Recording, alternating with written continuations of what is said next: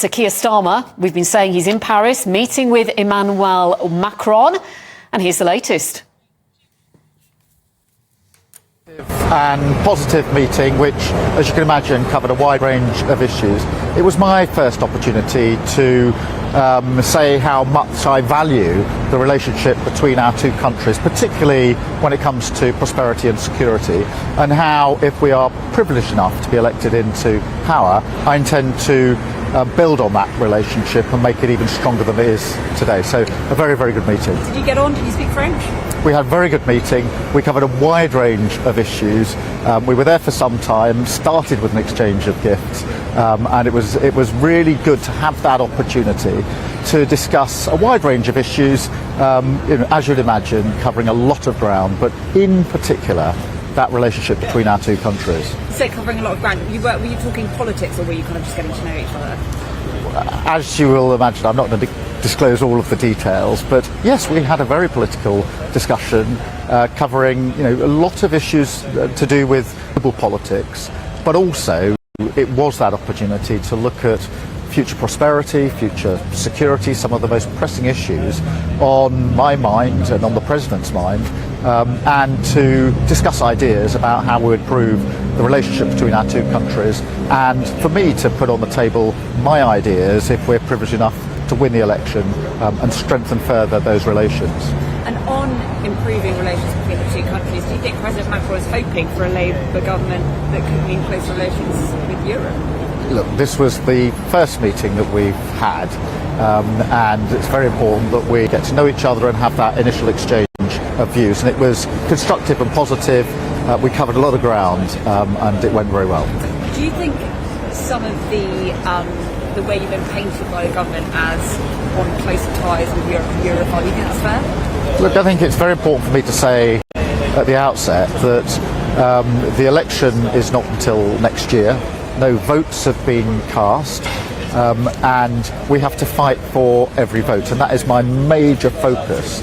Of course, it's important for me to have discussions with the President about the relationship between our parties and our countries, and what might happen if we're privileged enough to come into power. But I know only too well that my first job, my first task, and my absolute focus has to be on winning that election in the first place. Did President Macron tell you he'd be willing to renegotiate a Brexit deal? Look, we covered a wide range of issues, and we did focus in particular on that relationship between our two countries. Do you think that's realistic? Is that not just wishful thinking? How are you different? Look, I'm very clear that this was a positive and constructive meeting, as I expected, as you would expect, in which we could exchange views, and it went very well. I'm very pleased with the outcome. Can I just ask you one on HS2 quickly? Yesterday, Nick Thompson has promised that Labour would build the HS2 line in full, including the leg of the journey that will go to Leeds. If we win the next general election, is that your Labour's position? Well, look, this government has said that it's committed to building HS2, and they should get on with it. The only doubt that's been cast now, and the only reason we're having this discussion, is because it's now possible that they're going to fail on yet another infrastructure project. So my message is actually to the government: you promised this, you should get on with it. We've always supported it, and I think that the government needs to end the chaos now, make a statement and make clear that it will hold good on the promises that it has made. Thank you very much. Thank you. If you're just tuning in to the live desk here on GB News, that was the Labour leader, Sir Keir Starmer, who has been meeting with the French President Emmanuel Macron today. He finished there by talking about HS2, but what was particularly interesting was him being quizzed about what are believed to be his attempts to forge a closer relationship with Brussels. But he did seem to be keeping his cards close to his chest, talking about how they discussed a wide range of issues, but said the meeting went very well, and I am pleased with the outcome. Yeah, and he was very evasive, I felt, on the issue of the European Union and Brussels, because there's been a lot of talk ahead of his visit that that's what he was about. He himself said he would seek closer relationships with the European Union and a much better Brexit deal, which he has called weak. He's been criticised widely for that as overstepping the mark. Don't forget, he's still in opposition. But Pip, I think this is the true Starmer now. We are seeing a guy who's so confident of winning the next election. He's putting all of his cards on the table. Can you blame him? Look, he's a globalist. He can't. The funny thing about this is that the European Union themselves yesterday were saying he doesn't have the power to do a New Deal, because unless Labour want to dramatically shift the position of the United Kingdom, as in rejoin or join the free trade agreement or the single market, they don't want to dance to his pipe. So I wonder if this is him posturing to the Remain base when actually he knows he can't do much about it. Or is this him doing what you would expect him to do? We're only a year off from a general election. Labour are riding high in the polls. He believes himself to be a Prime Minister in waiting, so he's taking a very pragmatic approach. Yeah. And he's meeting with the French President. Let's talk to our GB News political editor, Christopher Hope, who can also give us a little bit more analysis. Christopher is in Paris. Good afternoon. What did you make of what Keir Starmer had to say? He didn't really give much away, did he, Chris? No, bizarrely, I've just literally walked into him behind the camera about 200 yards away. So I've got a bit more to add. Yeah, he's met with Macron for 45 minutes. He gave the French president an Arsenal shirt with 25 on the back and Macron blazed across the top of it. And he received some cufflinks in return from the French president. And it seemed like quite a positive meeting from what he was saying. Constructive were the words used when we asked how it went. Sir Keir did not speak French, as far as I understand it, certainly not in any meaningful way, so it's conducted in English. And the two men met alone. Advisors were meeting alongside in a separate room.